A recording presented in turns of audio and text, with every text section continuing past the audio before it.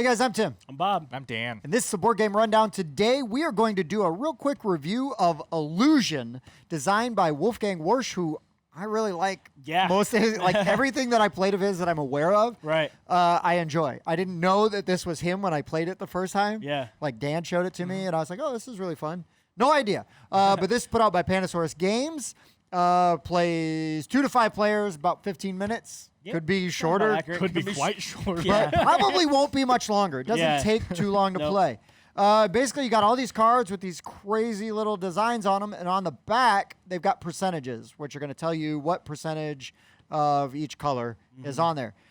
So basically, let's just say blah, blah. We put one card out, and then this card's going to come up. So we're looking for yellow. So do I think this has more yellow or less yellow than this one? More. I'll say that. Yeah. Right? Most. Most. I don't Okay. know. So Bob's going to query. Yeah. Bob's going to query. Now, you can, instead of playing a card, you can query, Challenge. and you're going to just challenge the order. 30, 24, 7. Oh, it was right. right. So Dan would get that point because he was the last person to play a card. Yep. If Bob was right, if these were switched, Bob's going to get that card. And then a new one it comes again. out. Oh, it's yellow It's again. not always yellow. It's not always Right. yellow. There's 3 of each of all the different colors, I believe. And first person to 3 cards wins. Yep. Yeah. And it just kind of plays in like a timeline style, like, higher or lower. Yeah, exactly. Or you can fit it in Fit it between. In the middle. Yep. In between stuff. And I mean, that's it. I specifically wanted to try this game with Bob because Bob is colorblind.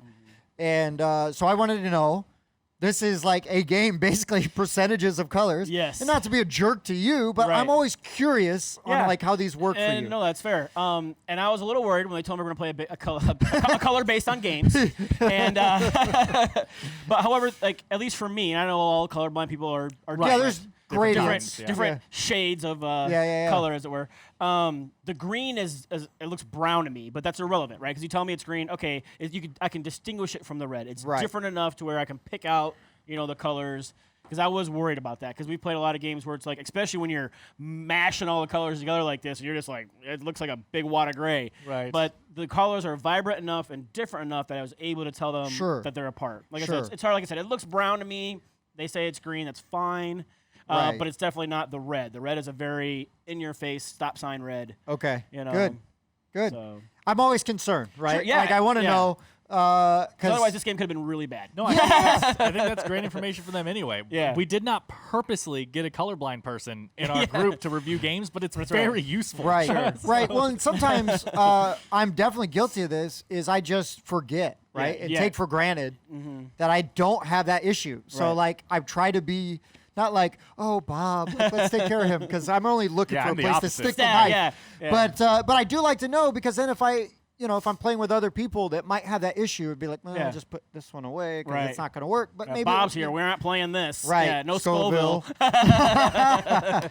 But anyways, yeah, this is otherwise it is a pretty straightforward filler game. Yeah. Yep. Uh, though. so Bobby, why don't you go Yeah. first? Give Okay. us give us a review. But Dan, wait, before we do that, Dan, how do How our do we do the reviews work? reviews? Well, see, we give reviews out of 10, and it'd be really confusing if we just threw a bunch of numbers at them, like 7.5, 2.0. Why would you say 0.0, you weirdo? That's so weird, Bob. But so instead, we each give our own opinion of an out of 10, but then we average them together and give you guys one score at the end that will be the score we put on places like Board Game Geek and our Facebook and anything like that, so that you guys only have to worry about one number. Board Game Rundown gave it X, instead of having to care what X Tim is gives even it. a Yeah, number, nobody man. cares. I know. Nobody even- I gave it an X out of 10. That's Nobody right. cares what I think anymore. Well, Dan's right. Roman, so that was a 10 out of 10. So it's a perfect game for Dan.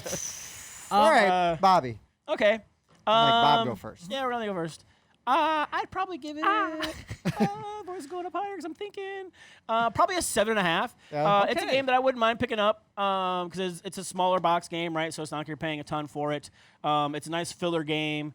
I bet you play this with your family and stuff too. Yeah, right? yeah, and that's something that they could all totally play. Yeah, Right. it's So great it's family not game. Really yeah, it's not accessible. crazy complicated. Yeah. 10, 15 minutes. Yeah, then you're done, right? So if you're Mm-hmm. miserable playing, you're not playing that long. Right. Yeah. Yeah. Always nice. It's always a nice perk. Well, you I know? mean, sometimes though, like us, like we're more like alpha gamers in a sense, right? And not in like we telling people their turns, but we're like we've got a lot of games, we play a lot of games, Right. and if you're around people that don't play as heavy a games and you like a heavier Sure. game, well, you could play a lighter game that doesn't eat up too much time. So Right. you're like, As long as you don't have like a younger relative who's like, again, Oh. again, and you're like playing the same game like 5 You're like, hours you know later, what? and You you're know what? like, It is a "Oh, one-player game. Yeah. Oh yeah. Have fun with Look at that. that. Yeah. Just put as many in a row as you can, and then we'll come back and see if you're right. yeah, just take the whole deck. Good thinking. Yeah. So Dan, what do you got?